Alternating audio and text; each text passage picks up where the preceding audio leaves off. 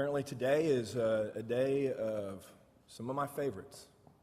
That song is one of my favorites, mainly because of the background story behind the author who wrote that song. Name was Horatio Spafford. Lived in the 1880s, was a contemporary with the famous Dwight L. Moody, and was one of his powerful supporters in Chicago. Very wealthy individual. Lost everything in the Great Fire of Chicago.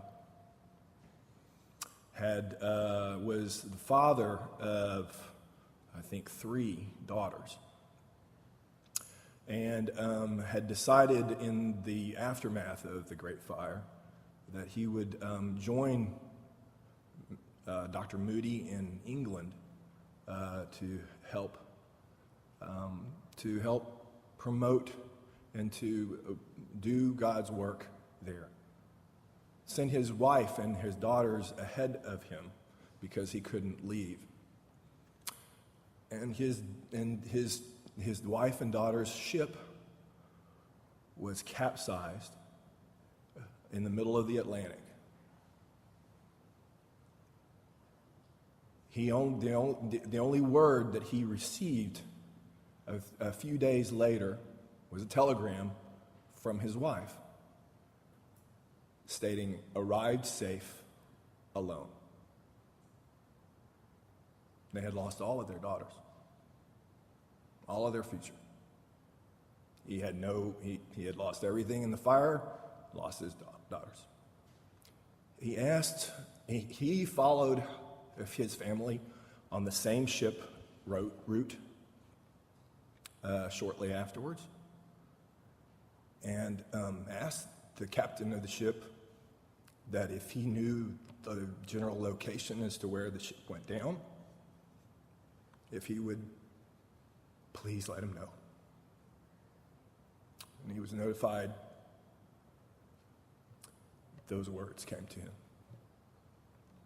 "When peace like a river attendeth my way, or when troubles like sea billows roll, no matter my lot, thou hast taught me to say, it is well. It is well with my soul."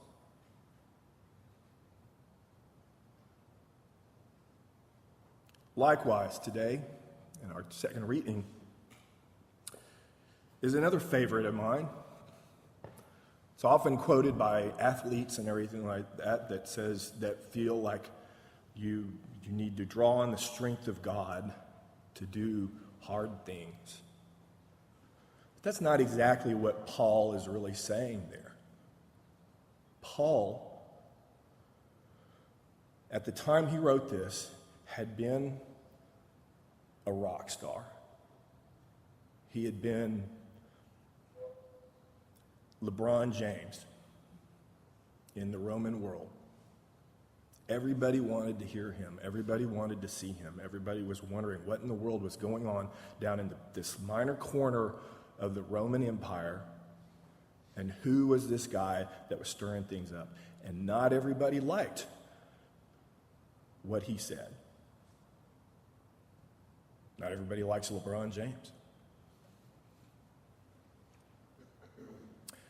So much so that some people kind of made up a few things, got him thrown in jail. Going to be a pretty minor kind of an incident. No big deal. Going to get a couple of, maybe get some punishment from the local authorities, and then be released and pay a fine comparatively now. But Paul was a Roman citizen, as opposed to all of the rest of the apostles. Paul was the only Roman citizen among them. That was a big difference. That meant he had the right to appeal to to be only judged by his Roman judge, which was Caesar. So what was kind of being kind of talked about a little bit over in the corner of the empire, but was really a subject of major kind of interest. Paul, instead of just taking his punishment and moving on and going back to doing what he was doing, saw opportunity and said, no, I'm not taking the punishment. I appeal to Caesar. Well, great. Well, then you're going to be under arrest. You're going to be thrown in prison, and you're going to stay in prison until Caesar decides he's going to talk. Okay, you're a Roman citizen. Great. You want to talk to Caesar? We got 1 million people. We got 1 million Roman citizens. And you want to talk to Caesar. You want to talk to the big man. You're going to have to wait, buddy. So he's in jail. He's been at the top, and now he's at the bottom. And what he knows is going to end up, because he knows Caesar's a pagan. And what he's going to say is going to convict them all. But he's going to say it in front of the entire Roman world. And he's going to convict them all. That's going to mean he's going to die for that. So he's been at the top. He's at the bottom now, and he's probably going to be somewhere in the middle, but he knows that God has done that all for him. And so in that light, he's writing to one of his churches in Philippi. And that church had supported him throughout his whole ministry. One of his most loyal supporters. And he wants to encourage the church of Philippi to continue in their faith, because they're having trouble kind of dealing with the ups and downs of life. So he writes these things. I know what it is like, what it is to have little. I'm here. I know what it is to have plenty. In any and all circumstances, I have learned the secret to being well-fed and go hungry, of having plenty and being in need. I can do all things through him who strengthens me. Well, where did he get that? Where did he get the faith to be able to say that kind of thing? Well, from Christ. Christ encourages his followers at the end of his ministry, or at the beginning of his ministry, I guess, if you the context you want to take it. He says this, I have said this to you, so that in me you may have peace. In the world you face persecution. But take courage. I have conquered the world. So it's the word of God for the people of God.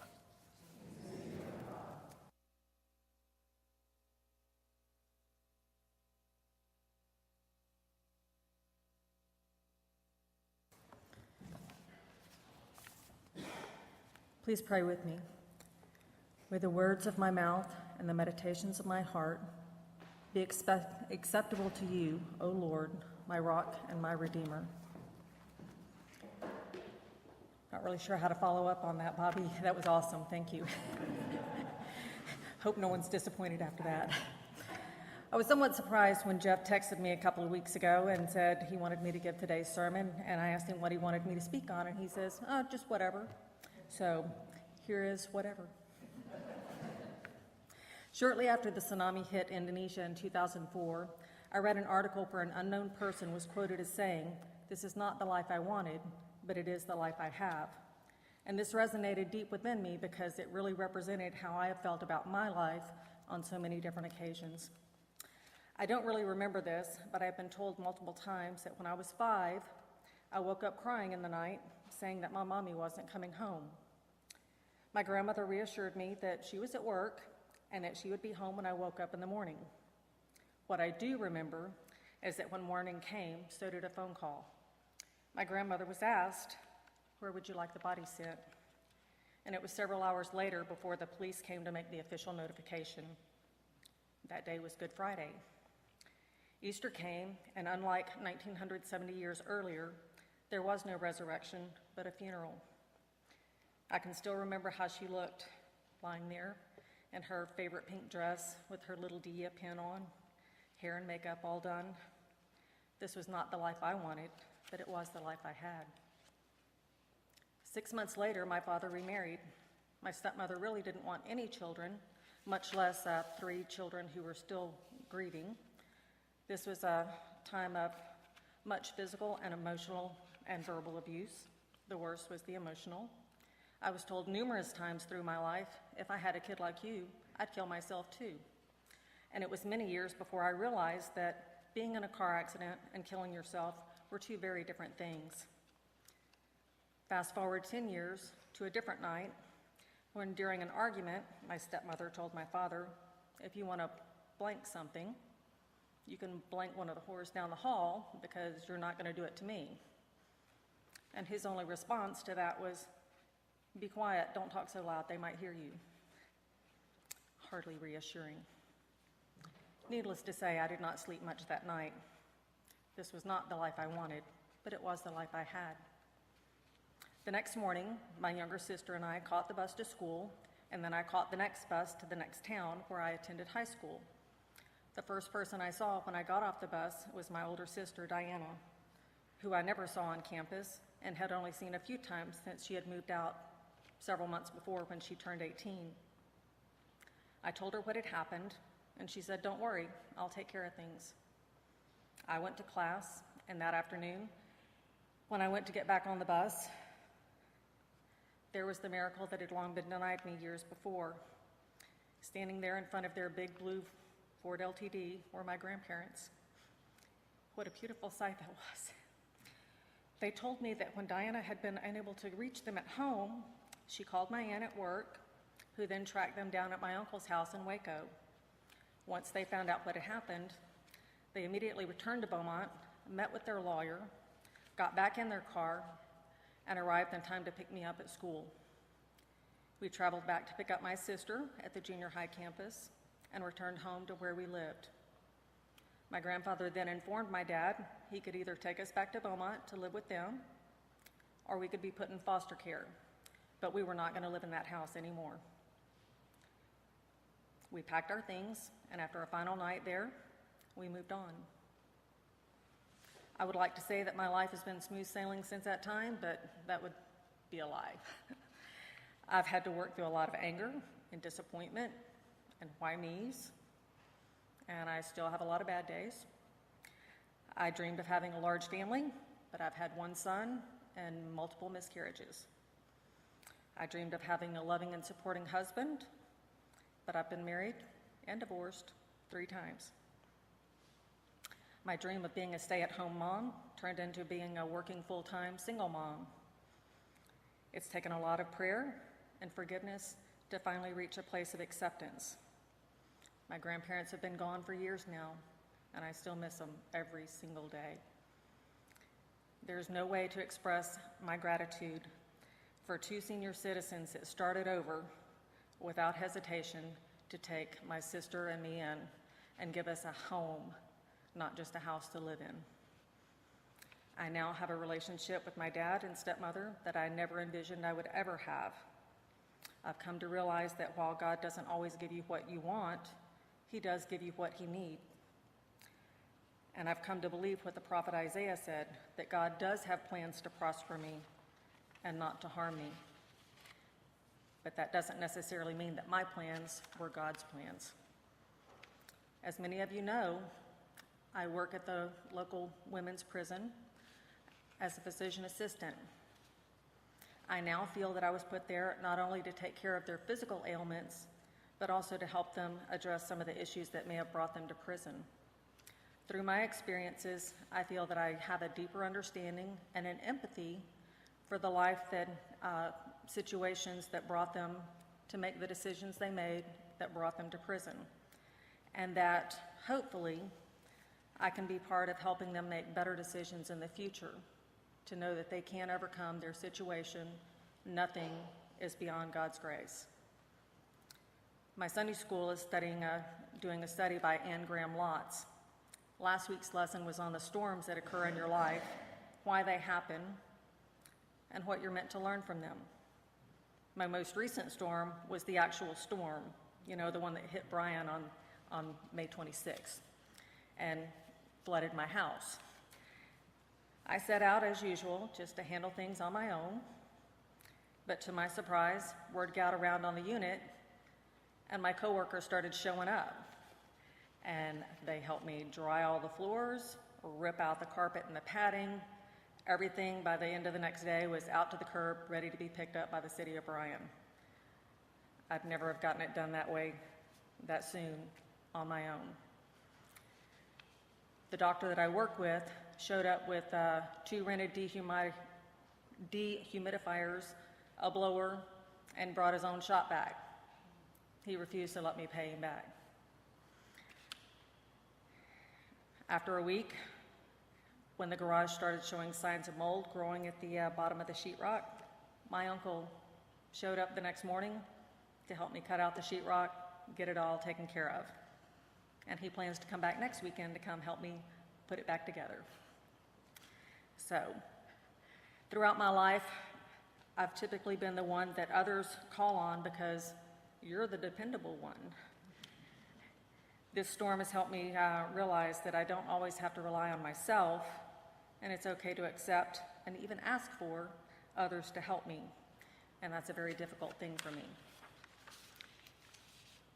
Little orphan Annie hit the nail on the head when she's saying it's a hard knock life, because it is a hard knock life, and it always has been. From the days of the Israelites in Egypt, to Paul's imprisonment, to present day. Life is full of hardships, and you don't get away from that. Yet despite everything that Paul was going through, he still took the time to write words of encouragement and hope to his church in Philippi. I have learned to be content whatever my circumstances. I have learned the secret of being content. I can do all things through Christ who strengthens me. This morning I woke up with the chorus, He, God, is making diamonds out of dust. He's making diamonds out of us. And that sounds wonderful, be all bright and sparkly and beautiful, desired by almost every woman. However, you got to think, how are diamonds made?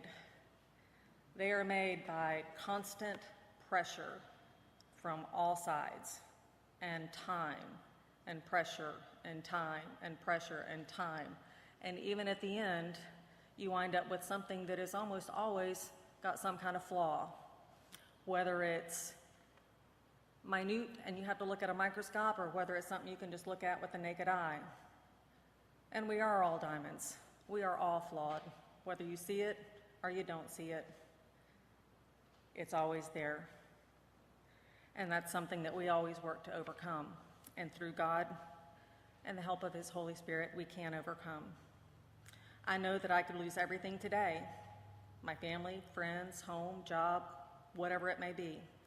I will never lose my faith that God is with me, that His counselor will always lead me, and that through Jesus' sacrifice, I will one day rejoin all those who have gone before me. No, this is not the life I wanted, but it is the life I have, and I have been so very blessed by it.